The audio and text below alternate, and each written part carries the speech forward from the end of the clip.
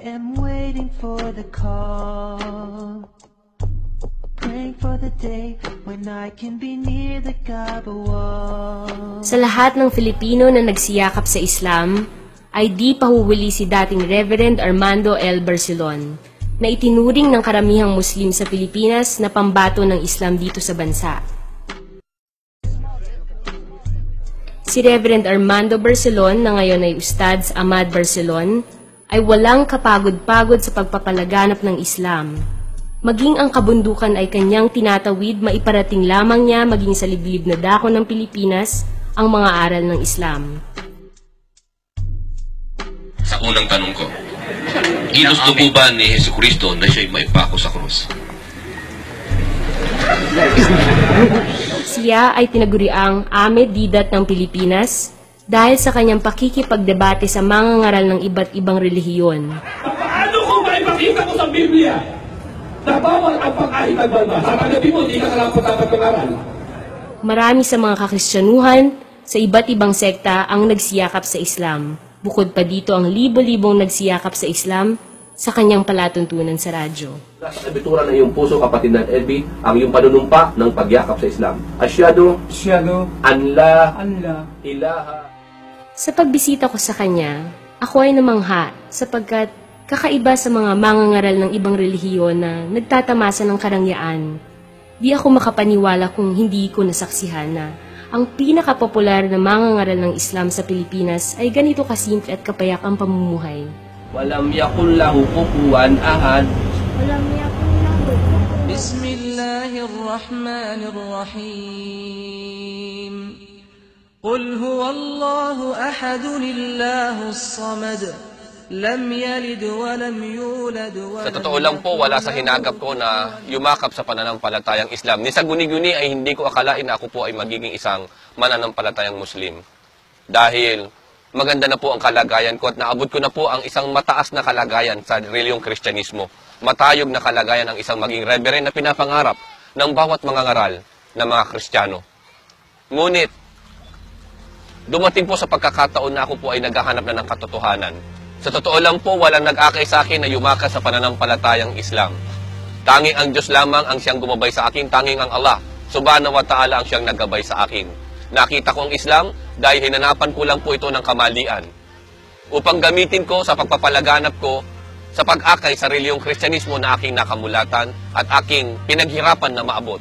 At dahil sa paghahanap ko ng kamalian sa reliyon ng Islam, nasumpong akong kamalian, ay mismo pala ang aking reliyon ang siyang tadtad ng kamalian. Yun po ang naging dahilan, naging susi upang mayakap ko ang tunay na reliyon na mula sa Diyos. At nang yakapin ko po ang pananampalatayang Islam, mabibigat na pagsubok ang dumating sa aking buhay. Naging una kong taga-usig ang aking mismong magulang, ang aking ama, ang aking daddy, sapagkat nag-iisa po nila akong anak. Hindi nila akalain na ang kailang iginagalang na reverend mag-Muslim. Tiniis ko po lahat ng mga pagsubok na ito. Hinamon ko pa ang aking mga magulang na handa kong balikan ang aking dating paniniwala kung makakakita sila ng maling aral dito sa loob ng pananampalatayang Islam. At sa loob po ng 7 taon, tiniis ko po yan ang mga pag-uusig na aking naranasan sa kanila at sila man din po ay yumakap sa Islam. Sa ngayon po ay halos 90% na po ng aking mga kamag-anak at kapamilya ang nandito na po sa loob ng pananampalatayang Islam. And I feel strong. I can feel Islam running in my veins. Isa lang po ang tiyak na aking masasabi sa mga taong nagtatanong po bakit ko niyakap ang Islam. Kung susuriin niyo po ang pananampalatayang Islam, wala po kayong pupuntahan kundi yakapin ito. Dahil kung talagang tunay tayo naghahanap ng tunay ng reliyon, reliyon na kung saan hindi ilusyon, reliyon na kung saan ay walang pag-aalinlangan, matatag at matapat na reliyon, wala pong pupuntahan ang tao kundi yakapin ang siyang reliyon na ipinangaral ng lahat ng mga propeta ng Diyos. Mula ng panahon ni Adan, sumakanya nawa ang kapayapaan, hanggang sa huling sugo na ipinarating sa sangkatauhan ang mahal na propeta Muhammad sallallahu alaihi wasallam.